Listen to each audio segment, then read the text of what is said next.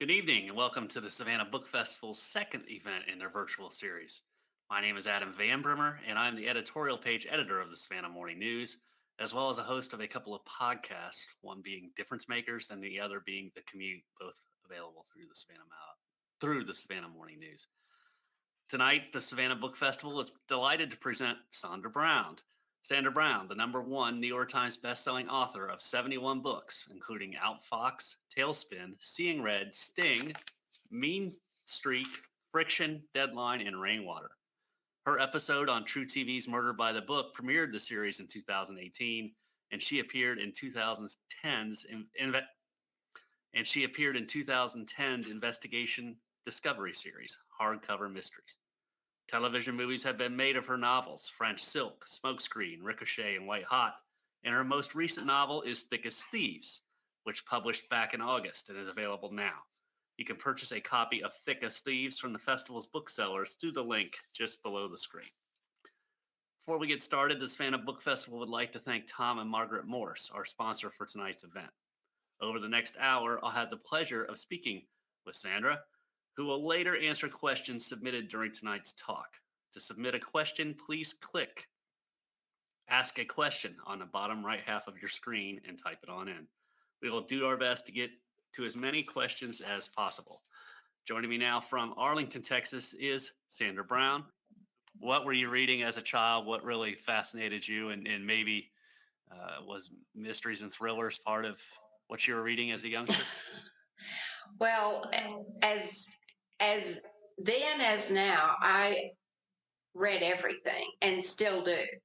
Um, when I was little, I mean, I read Nancy Drew and all of that, but right now, I currently read across the board. I mean, I read fiction, nonfiction. I read in my genre, but I also read in a lot of other genres. That's interesting you mentioned Nancy Drew because for me it was Hardy Boys and Nancy Drew and Doc Of Savage course. and just that a lot of times you had such a warm attachment to the characters. Yep. Were I there read any every Nancy Drew book about four times. uh, uh, was was there anything in particular about the way those stories were told that grabbed you? I can't remember if they were first person or not, but I don't write in first person, I write in third person. So I don't know if that influenced me or not, but I just know that I chose them because the same way I choose books now is that they tell a good story. And that's why I pick up a book, and that's why I hope my readers pick up a book, is that they expect a good story. Put down the book and picked up the pen, and was there anybody pushing you along the way to write your own stories? No, no, no, no. I never thought about becoming an author until I was in my late 20s. Is that right? So I had other many careers before I ever started writing. And I didn't know I could do it until I tried. Um, I had always been an English major. I'd always read, but it was really on a dare from my husband that I started writing at all. And it was like, you talk about this all the time, but you haven't done it yet. So are you going to ever do it, or are you just going to continue talking about it? And he put it in the form of a dare. So that's when I started writing. And it was like all the lights came on. I knew that was what I was supposed to do with my life. Mhm. Were you teaching before that, or what were some of those earlier careers? I was, I worked at the Dallas Apparel Mart as a showroom model, Okay. and then I worked on television. I was a contributing on-air person for a magazine show Right. for the ABC affiliate here in Dallas. Right. And you like that? Was it something you enjoyed, or did you always think there's something else out there for me, and I'm going to find it eventually? Oh, I enjoyed it a lot, but obviously it wasn't very good because they fired me. But I, it wasn't my calling, and I knew the difference. I knew when I started writing that this was what I wanted to do. Do you think your husband saw something there when he decided to dare you? Was there? I think he I think he realized that there was a storytelling ability there, and the main thing that I credit him for um, is his willingness to share me with a very demanding career. It's not just like I do this like 1 or 2 or 3 weeks a year, maybe a month, but the other days of the year, I'm at the keyboard putting words on paper, which you can only do by yourself. And he was willing to share me with that career. Not only that, to help implement and to support me in every way. So I give him a great deal of credit because when I started, even women in the workplace wasn't, didn't have the presence that it does now. You mentioned storytelling. Were you a pretty good storyteller before you started committing it to writing? Because I know a lot of people are when they're in their social circles or just in their everyday lives. They just are really good storytellers. I think I told stories to myself.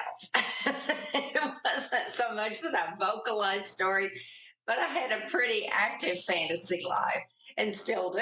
I mean, I get to daydream for a living, and it's so that's where it all starts. That's where a story starts is daydreaming it, making it up, and so I played make believe a lot.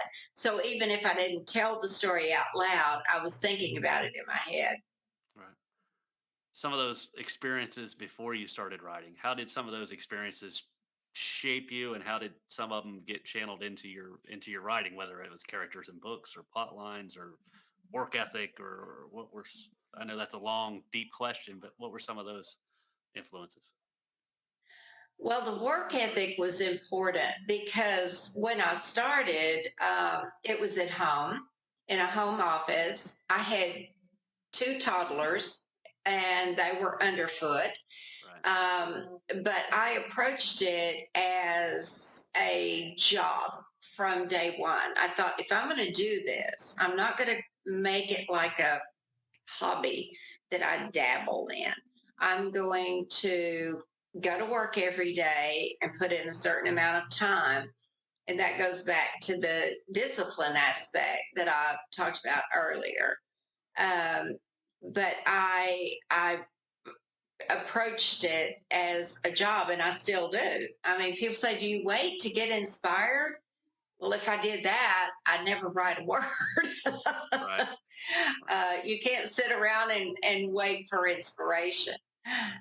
And then, of course, when you first start, you're not only trying to come up with characters and plot lines, but you're trying to figure out how to market yourself to get in with a publisher. Can you kind of talk about that process from the start? What it was like, how much of a challenge it was?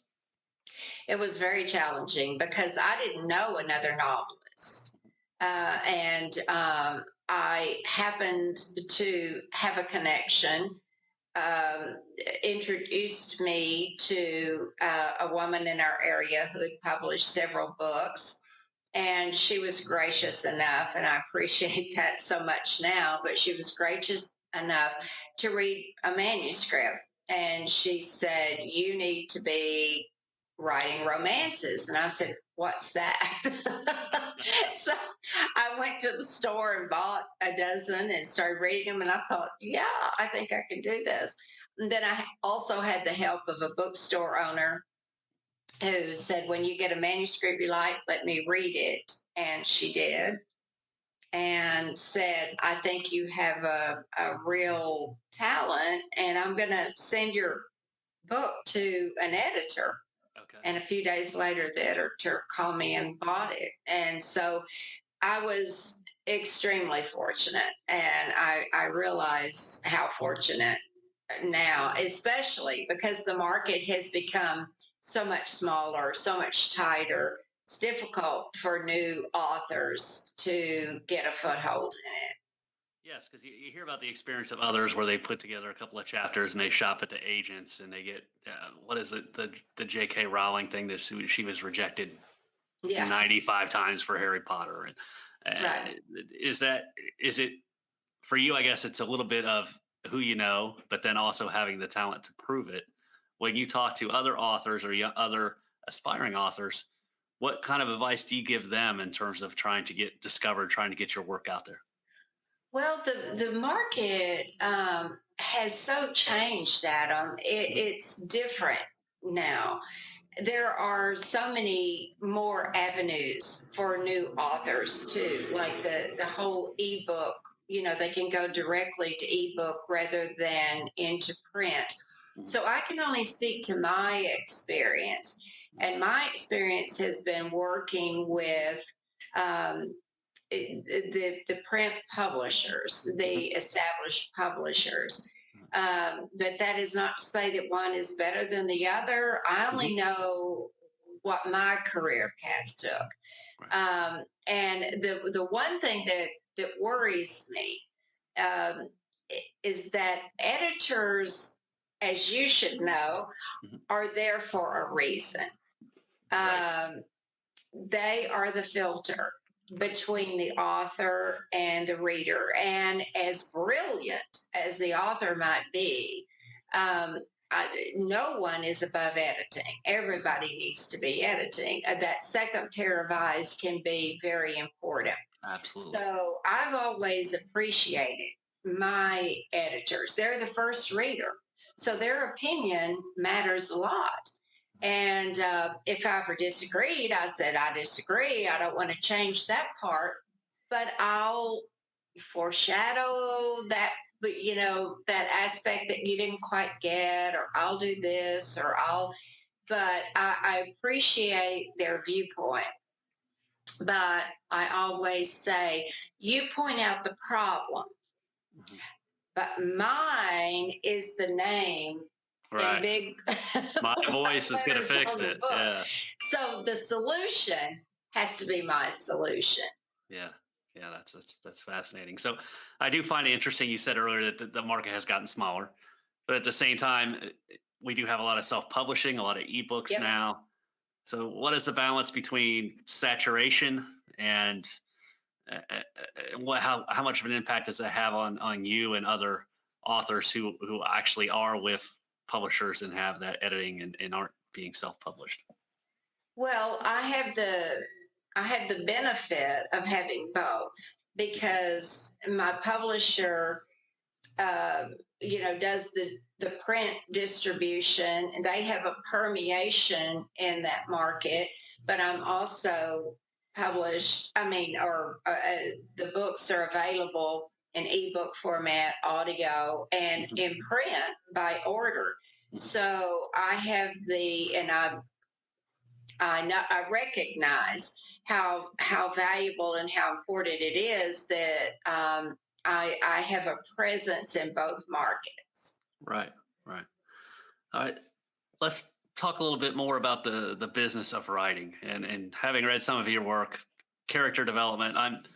I personally very much like see the value of characters more than plot. I'll just say that up front. I like a good story. I like a good plot, but the characters for me are the ones that really touch me. And just as a point of reference, people are like, they talk about Star Wars all the time, and it's like, well, why is the original Star Wars better than the other versions? And I said, because of the characters.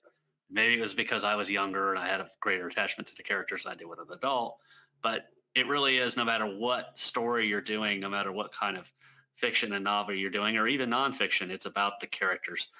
How key is that for you, and how do you go about developing those characters in a way where they have such an attachment to the reader? You'll think I'm crazy, but I see these characters, and I don't ever feel as though I create anything. I feel like that character is already there. And I don't do character cards and impose upon them characteristics. Mm, I kind of let them tell me, and I may start out a book with a character in mind, like a vague image of what this character is going to be. I know what his or her goal is, and but it sometimes I could, for instance, I could create a very loquacious character who talks a lot like me and uses their hands. But then I get into the book and the character won't say anything. right. Or they're very restrained, and so they're letting me know I'm not comfortable with that. I know it sounds schizophrenic, No. but that really is the way it is. I put the characters in place, and in that first draft, I we're getting to know each other. So I may have projected them one way, but but that's not them. They're uncomfortable with that, and they let me know it. Right. And do you whiteboard it and say, "Here's my protagonist," and then here's do you assign them roles, or is it really just kind of more organic for you? It's more organic than that. Yeah, I know when I begin. I know what the terrible trouble is going to be. Mm, And I generally know what that twist at the end is going to be. mm, And so I build certain peaks in the story, spikes, where I know where they have to come in the story to keep it going. But I have to say that some of the best plot twists surprised the heck out of me. I didn't know it was going to happen until it came out of my fingertips and it was there. And I would think, oh my gosh, that's great. I never saw that coming. So I have to think if I get excited about it, the reader's going to get excited about it. So, in answer to your question, I sort of know where I'm going to start, and where I'm going, but I don't know how I'm going to get there. And so part of the fun for me as a fiction writer is coming to work every day and see what's going to happen. that's right. That's right. So, along those same lines, let's talk a little bit about Thick as Thieves. And I was really struck by this book, and not to give anything away, but it starts with four guys in a ditch who just pulled off a big heist, and that's your prologue. And then it just it goes into chapter one and starts with a pregnant young woman who who is the we come to learn is the daughter of one of these guys in a ditch. Can you just kind of talk about the story idea and then how all those characters came together working on this book? Well, it was really interesting because this book didn't start with the characters or with plot. I I was suddenly thrust into that scene.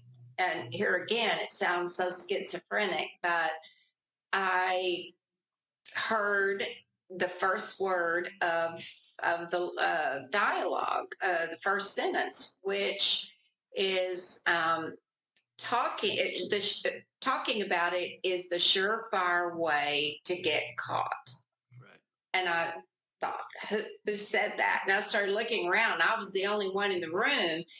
But all of a sudden, I was in that ditch with those four people looking at that bag of money they had successfully stolen and figuring out where they were going to go from there. Right. And I just started writing down what I heard them say, what I saw them do, had no idea about their personalities, about their relationships with each other. At that point, I just wrote it down.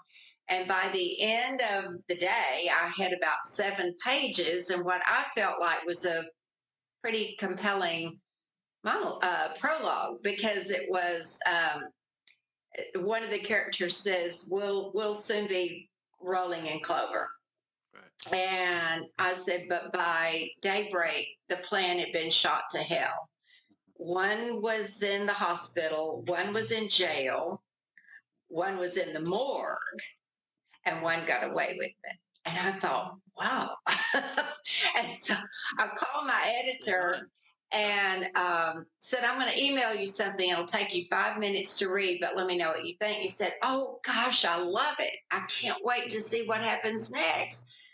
And I said, well, that makes two of us.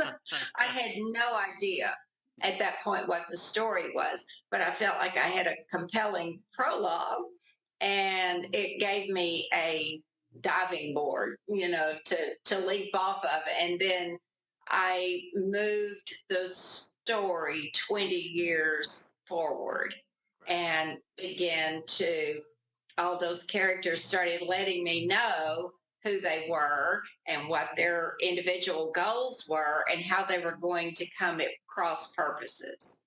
Right. Right.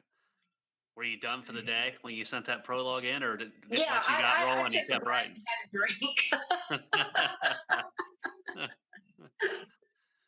Well, you have that eureka moment, and then you've got to. But that's just the start, right? You've got to follow through. You say Well, you spin yeah, it. I had after that 7 pages, I had 450 more to fill with something, and I didn't know what it was going to be. But it gave me, as I said, it gave me a start, gave me some place to start. Is that exciting when you get to that moment, knowing you've got a place to start, or is it more of a, oh, geez, I'm scared now?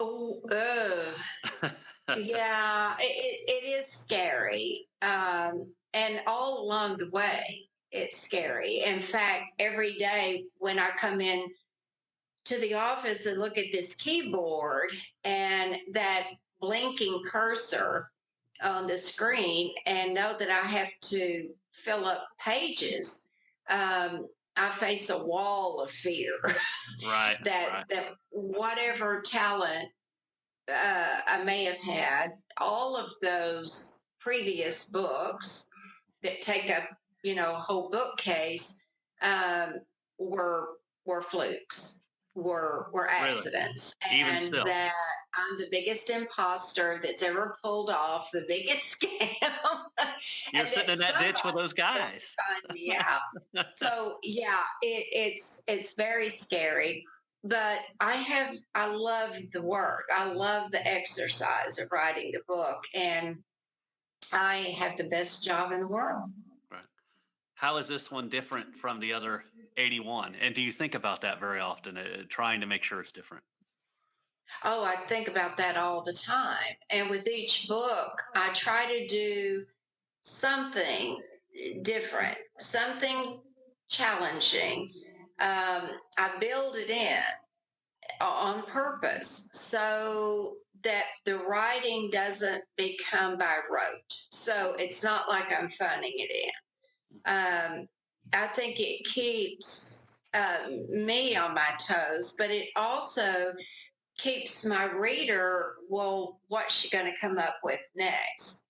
So each book has a little different quality. In this one, in Thick as Thieves, I had to tell 2 stories at one time. Right. I had to tell what had happened over the course of that night of the burglary Not a robbery. Yeah. that caused everything to go to hell. What did the characters do? So, and I had to keep that part as vital as what was going on in the present day. But I didn't want to drag the story down, drag the pacing down by doing a lot of flashback. So I wrote those sequences short and to the point. Uh, I hope it worked. I I think think it it. did. I think it did too. So you mentioned earlier that sometimes this stuff just comes to you, but at the same time, I know that you do consider this is not a hobby. You don't kind of sit around the house and just wait for that eureka moment to come. You go and sit down in front of the keyboard every day. What is the process of formulating the ideas and formulating the storylines, and are you working on more than one at a time? Oh gosh, no. It's enough for me to survive while working on one. Right. It's a lot of hard work, and I also have a life. I have a Mhm. family and a lot of friends, and I don't want to miss that part. But I do work just about every day, and I take certain periods off where I get away. Well, I did before COVID. Let me put it that way. Right. But I do work just about every day, and I since I started as a mother with young children, Mhm. um, I soon discovered that if you work at home, people don't take you seriously. And so early on in my career, I got an office outside of the house, and I Okay. now have two full time employees, and I go to work every day just like everybody else, Wow. and put in those hours. And you know what that's like, Adam. Some days the words are just there, and some days they're not, and but I put in the time. And even if what I'm doing is just going back over what I've written and rewrite and edit myself, and I do that a lot. I do at least four drafts of every book, Is that right? Wow. and I might rewrite a sentence 30 times. Yeah. So even if I'm rewriting something that I've already written, I put in that time because it's not wasted time. Do you see yourself or other people close to you in your characters? Like the lead character in this book is Arden Maxwell. Do you see yourself or others that you know in your characters? No, to me, they are their own persona. Um, I think I often have an easier time writing the male characters than I do the female, and I don't know exactly why that is, except it may be that I'm seeing them from a female point of view, and it's harder to turn it the other way around. And I've actually had people ask me this question: How do you know how a man thinks? And it's like, well, books have been written from the point of view of a vampire. Would you ask Anne Rice how she knew that a vampire thinks? Or a point of view of the dog or the cat or the shark. So I find that a really insulting question because I I write down what I hear my characters thinking. Right. Right. Wow. Interesting. Uh, as you look back over the books, any favorite characters? Anything that you just are you one of those that just you write it and you forget it and move on? No, no, I've had favorite characters, and generally speaking, they're the characters that my readers also liked and that stick with them. So for whatever reason, that character may have resonated. Um, but and every once in a while, especially when I'm having a bad day, if the words just aren't there and I'm feeling insecure and the paranoia and that fear I talked about is settling in, I'll go over and just pick a book off the shelf and open it up and start reading it. And I will not remember writing it. Hmm. And a good sign is if I laugh out loud at something that a character says, or if my palms start sweating when there's a suspenseful moment. Um, or if I get to the end of the chapter and turn the page to see what's going to happen next. I'll it's reassurance that I do know how to do this. I do know how to do it. I've just got to do it again.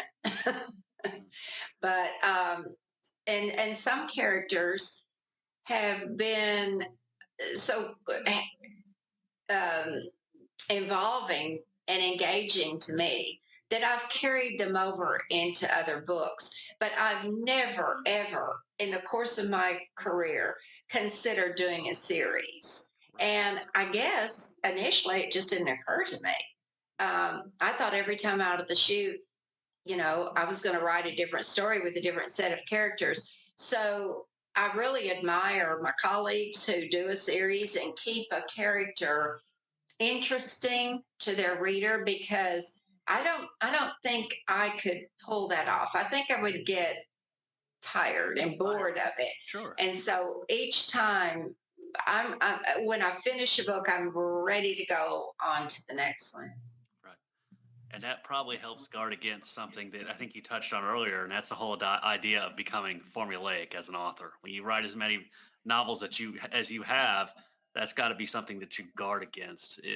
How do you do? It How do you guard? definitely is. I think it's anathema to a writer if they uh, feel complacent. And of course, this is true of everybody in whatever field of endeavor they're in. If you start feeling complacent and, well, I don't have to try so hard. I think it's especially true of artistic endeavors, that if you just do the same thing over and over, it's going to get really tired for your audience. Another thing we talked about before we went live was the whole idea of write what you know. You have your own thoughts on that adage. Can you kind of tell us about that? Yeah, well, I've had there are people and even writing teachers who encourage aspiring authors. Well, write what you know. And I'm like, whoa, what I know isn't all that exciting. I'd rather write about what I wish I knew and write about characters that I wish I knew. Because, I mean, my next door neighbor's a nice guy, but unless they find pieces of his wife in the freezer, he's just not that interesting. And so I want to write about people that I wish I knew, that are doing something more exciting than my life is. Um, to me, it's the escapism. It's the entertainment. We don't. Do we really like stories about just the ordinary people? No, we want to read stories. You mentioned Star Wars. We want to read about people who are braver, more courageous, maybe more troubled, but they have an excess that we don't have. At least I don't. Right. How do you keep it going? Where do you see the future going? Is there anything maybe you haven't done that you want to do in your career? Yeah, I'm kind of approaching it now because during this COVID crisis and being alone so much and having more time just to dwell on what would I really like to write next. I'm approaching that and having gotten the go ahead, from my editor and publisher to pursue it. I think we're all so inundated now with all of the bad things going on that we need escapism more than at any other time. And so I'm gonna do something a little bit different. It will still be a Sandra Brown book. It will still have the trademarks, I hope, that are found in all my books. But I want to take just a little bit of a departure. Right. Well, you see your work on the screen, television, movies, that kind of thing. How does that make you? How does that make you feel? Are you critical? Because a lot of times they're being screen written over top of you, right? Well, right. You have to take the money and spend it. And I've had good luck. I think with the movies have been. I've had four movies made for TV, and it's different. A book and a movie are two entirely different entities. Um, the books are my creation. I am responsible for every word, be it good or bad. It is undiluted Sandra Brown. A movie, on the other hand, is a collaborative effort. Everybody involved is bringing his or her own creative impulses into it. So you've got the actors, you've got the script writer, you've got the director, you've got the photographer, you've got the costumer. So it's a creation of a committee. Right. A book isn't like that. So naturally, when it comes out on the other side as a movie, it's not going to be the same. And you either sell it and accept that and go along with it, or you get total control, which rarely happens. It hasn't happened to me. But and it's always fun, to visit the set, meet the actors, and talk to them about the characters. But it's not it's not like I sit down to write a book envisioning the movie at all. I don't ever impose an actor's face over my characters. Right. I see my characters as they are. Have you tried your hand at script writing or at screenwriting? No, it's a totally different discipline. Um, I I do love writing dialogue. That's my favorite thing. Obviously, yeah. But to tell a story in 90 or 100 pages is a lot different from telling one in 450 or 500. Um, so it's very hard for me not to put everything in there that I see and feel. And of course, that a script it's for the actor to bring that emotion out. I do it in words. Right. Before we start turning to some questions from some of the folks that have been watching us here, two quick questions for you. What's your favorite of your own work, not including this one? What's your favorite of your own work, and what's your favorite of somebody else's work, and why? Well, my favorite of my own work is whichever book you're thinking of buying. Looking like a true saleswoman. that that's the one I poured my heart and soul into. Right, right, Sweat blood over that one. right. I have some favorites, and generally, it's indicative of how much fun I had when I was writing it. Other books were harder to write, and usually because of something that was going on in my life. The illness of a parent, the death of a loved one. All of these are influences, that you have to write past. And but in terms of my favorite book ever, it would be impossible to say. I did have authors that inspired me. Um, Tennessee Williams, um, Taylor Caldwell. There was an English author named Evelyn Anthony who wrote under various pseudonyms who inspired my work because she wrote romantic suspense. Ken Follett's Oh, The yes. Eye of the Needle Yeah. inspired I me know now. greatly because I was like, oh, you can combine Absolutely. nail biting suspense with sex. So there are a lot of authors who have inspired me, and I continue to read all the time. I read almost as many hours a day as I write. Yeah.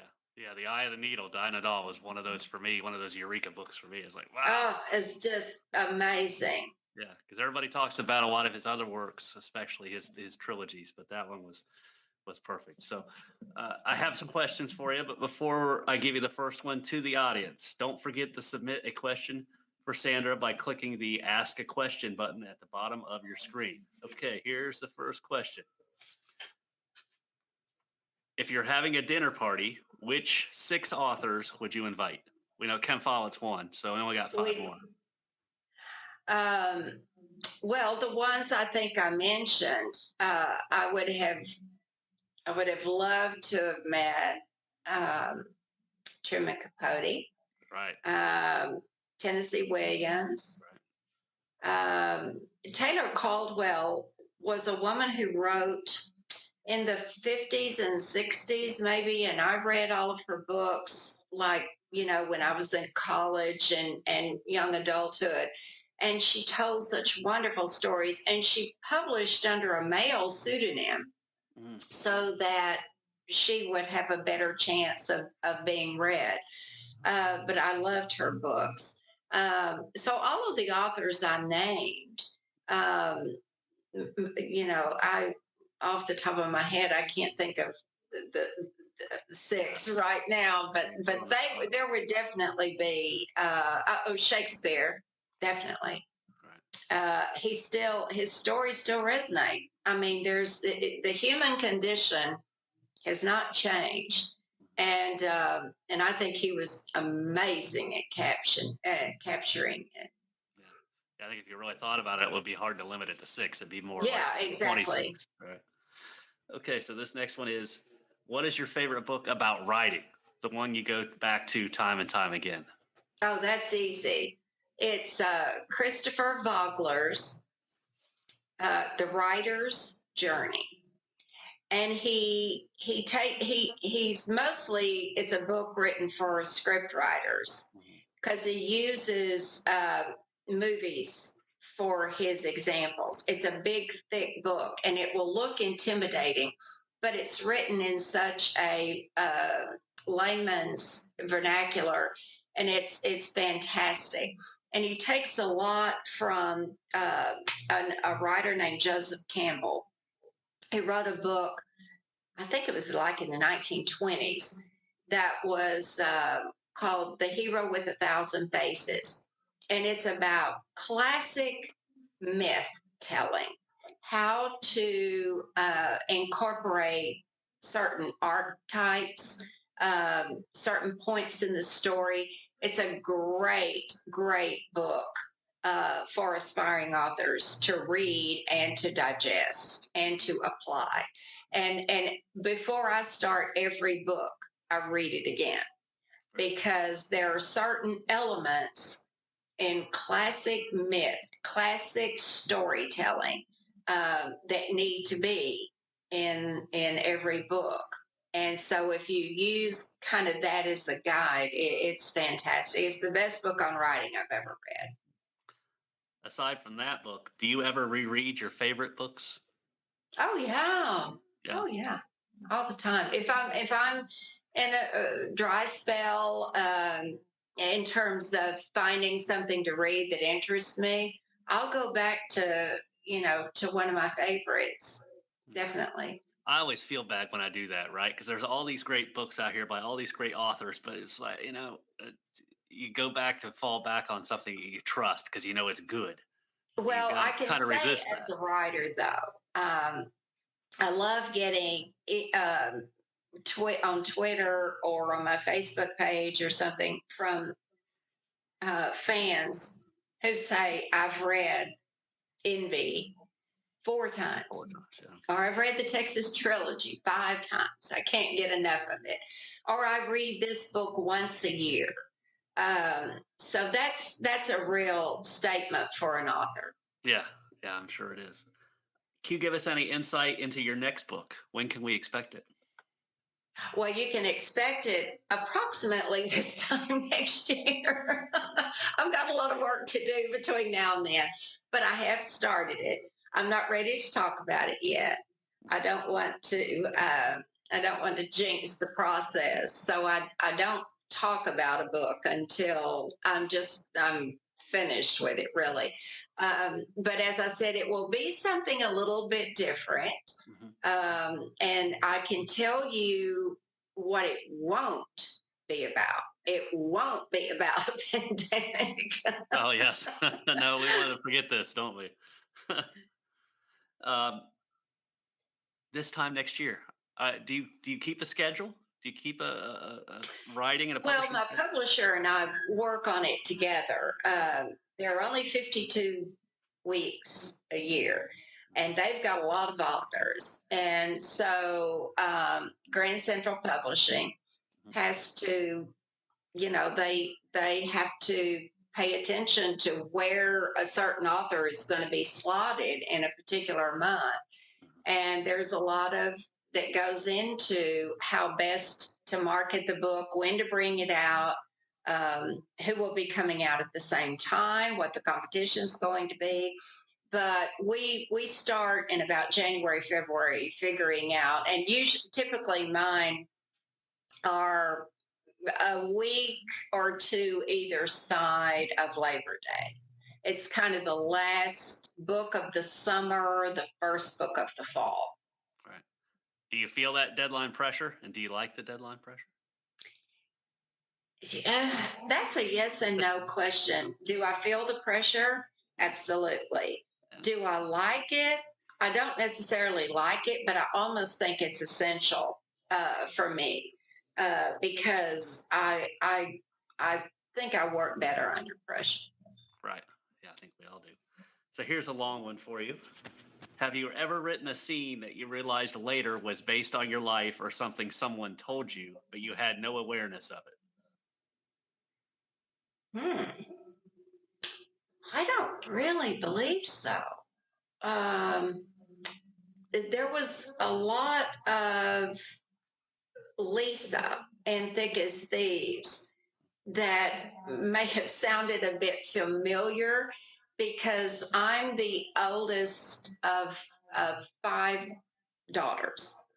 And so I have four younger sisters and tend to be a bit bossy because I was vested with a lot of responsibility when we were growing up, and had to be the example setter and so on. So I saw uh, tidbits of me in the character of Lisa, but I can't really say that I ever draw from my own experience uh, because first of all, it's not that fascinating, and I like to make it up.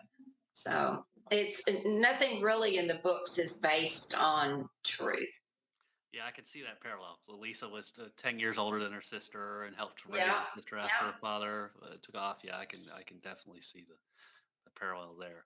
Um, Tell us a little bit more about what we need to know in terms of getting this book. It's in hardcover now. You can get it at all the booksellers. You're doing these festivals to promote it. We have a link up below the screen.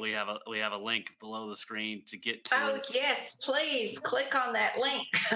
it. And Christmas is coming. Yes, Christmas is coming. A book is an easy gift to give. Yeah, absolutely it is. Well, Sandra, thank you so much for your time and for your book. I've Oh, thank you.